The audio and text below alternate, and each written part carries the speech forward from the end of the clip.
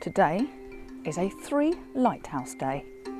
Crikey, that was a bold statement if ever I heard one. We are in Finistère, or more precisely Brittany, in France, and we are going to visit 3, I would say, iconic lighthouses. The first is Phare de Petit Minou, half an hour west of Brest. Then on to Saint-Mathieu's Pointe with its red and white lighthouse, dramatic rocks and dilapidated abbey. And finally, on to Kermorvan, where I got a rather pleasing shot despite some rather bonkers conditions. We have a fairly overcast day, which means I've either got to try and go for long exposures to get some movement in the sky, or make the most of foreground action. All 3 of these lighthouses are west of Brest, and this first one is Le Phare de Petit Minou. So bad at French. Your first glance. It's got a nice bridge and a leading road into it. Now ideally, I think I want to be lower down. I've just decided to mooch along a path just to see if I can get a view through the bridge. But I think a slight jaunty angle and a lower one if possible would be better. I soon realised that wasn't a practical option. The cliff below me was a little bit precarious, so I scouted in infrared for a bit. A tighter shot here means that I can get the lighthouse, the isle in the background, as well as the bridge in really quite nicely, but it does mean that I eradicate the clouds, which means I just have a blank white sky. This is essentially a wider view. I'm just trying to look to see whether or not I could utilise the ferns in the foreground and potentially some of the cloud. It's not doing it for me, so I'm going to have to be a little bit more creative. All around me are German bunkers, which have been graffitied quite badly, I guess understandably. My decision was whether I eradicated them from my scene or included them. Likewise with the boats and ships that pass in the background throughout my time here.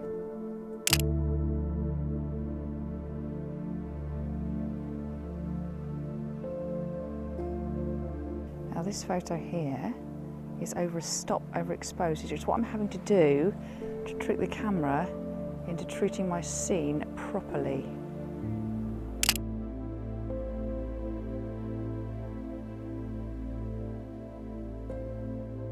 Just behind the main lighthouse here, you actually have a second structure. It's not particularly gorgeous. Problem is though, if I try and hide it, I've got to go way along this path, and I'm then stuck behind a very big load of obscuring bracken. It's a no-go. So I'm just gonna have to settle and try and work out a way of making it less ugh. I've got to go wider if I want to get any interest in the sky. So I am going to go up onto a cliffside a little bit further along and see whether or not that makes a difference. Hopefully I can then get some more interesting rock in the foreground as opposed to just the scrubbiness. So 20 minutes later, having stopped a few times to see if things were viable, I ended up at this place. We are at a higher elevation, and actually, even though the bunker is in the shot, it's giving some nice foreground in the rocks in front. So this is our current setup. As you can see, nothing in front of us, which is quite nice.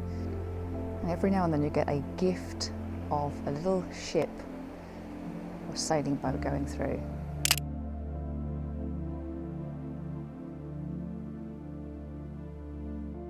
So I spent some time fiddling about with exposure time, capturing the boats, smoothing out the water, and just trying to capture the essence of the place.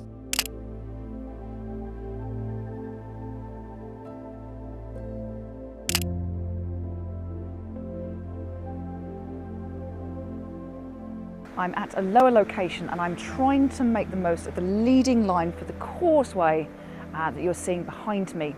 The rocks are really quite dramatic as well. The problem I've got is I'm fighting the contrast in the sky, so we're going to have to work that one out probably in post when I get home. I'm thinking that this might actually be quite dramatic in an infrared, so I'm going to hoik that out now, because what it does is it makes the stonework look really quite special. It's also a little bit more forgiving when the sun comes out, and ordinarily it would ruin your shot. So right now, as you can see, we have got some sun that's just popped out from behind a cloud. It's going to wait until the sun passes, the clouds come over, just to give me a little bit of balance in the scene. That's better. Now imagine this with a winter sunset. Oh. Now back to that less than glamorous white tower. During the Cold War, fear of attack meant that this tower was built and a radar installed on top to monitor goings-on. It was dismantled in the early 1980s. We are now going to go west towards St Matthew's Point, our second location for today. This is St Matthew's Point with a lighthouse and the 6th century abbey that was destroyed in the French Revolution. We are heading eastwards along the cliff so that we can see if we can get some good rocks in the foreground. After exploring a number of options, including this standing stone type thing, we found some rocks for the foreground. Big time. Unfortunately, that sun was making the scene mega contrasty, so we're going to have to do a bit of fiddling. I have a feeling I'm going to be on my bottom soon, but there's some nice, big old dramatic rocks in the foreground. With my 24-105 lens, I was getting a wider scene than you're seeing here, but it seemed to work quite well. I confess to not being quite as inspired by this location as I was the last one. However, when you look at making a feature of the rocks, actually, it works quite well. The light and the shadow interplay really well on these rocks, and yes, okay, they throw the abbey and the lighthouses a little bit on the small side, but I think actually that's really what's quite important. They are dominant, they are enormous, they are foreboding. Make them so in your shot if you can.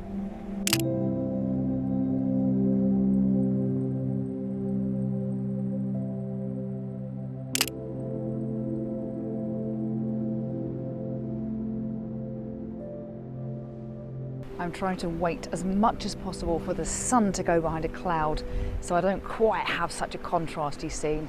When it works, it looks quite cool. And look at the colour of that water down there. So I played about with different compositions, but I didn't find anything that I liked more than my earlier shots. Some time to visit the local creepery before going on to our third location. Just got most of the way back to the car and thought, this is perfect infrared territory. I've got an interesting sky, I've got the sun behind me, I've got the rocks in front of me, and just in case my other shots don't work out, just take it, go back and take it.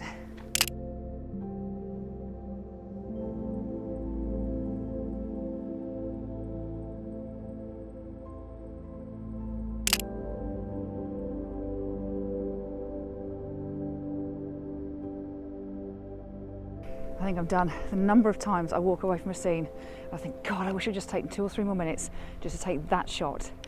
I think I must be a bit of a lazy photographer at times. A short 25-minute drive later, and we arrive at the car park for Kermorvan. We've just parked the car for Kermorvan Lighthouse, our final destination for today. It is a blindingly blue sky, which was not forecast. Not great for photography, but very pleasant. It's quite a walk. I have to say, at the moment, there's no sign of it. I can see across the bay to where we were. St Matthew's Point looks really close. After about 20 minutes, we caught our first view of the lighthouse. Those German bunkers were a feature again. This is completely different to what was predicted weather-wise. What to do? Well, we're sitting here contemplating because the light's too harsh for anything much. Got a bit of movement in the sea, but it's too harsh. Not even the infrared is working. I think this I'm going to have to chalk down to experience and perhaps just take a couple of nice phone shots and walk away. And then it came to me. There was one possible solution. So of course I've just done the only thing that I do in situations like this. Sunstar it. Hanging my head in shame. Come on, Welcome, it worked. Stop whinging.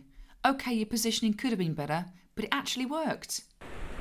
Well, I said I was going to go for 3 lighthouses today. Maybe that's a 2.1. Well, I chose today to come to my 3 lighthouses because it was supposed to be a little bit rubbish on the old weather front. I thought, oh, that might be quite delightful. But this afternoon it has gone truly postcardy delightful. Ah, well, never mind. So 2.1 lighthouses is all I gave you today. Apologies, I'll just have to come back sometime. Meanwhile, thank you very much for joining me today. Wherever I am next time, I hope you come along too. Take care. Crikey, that was a very sunny place.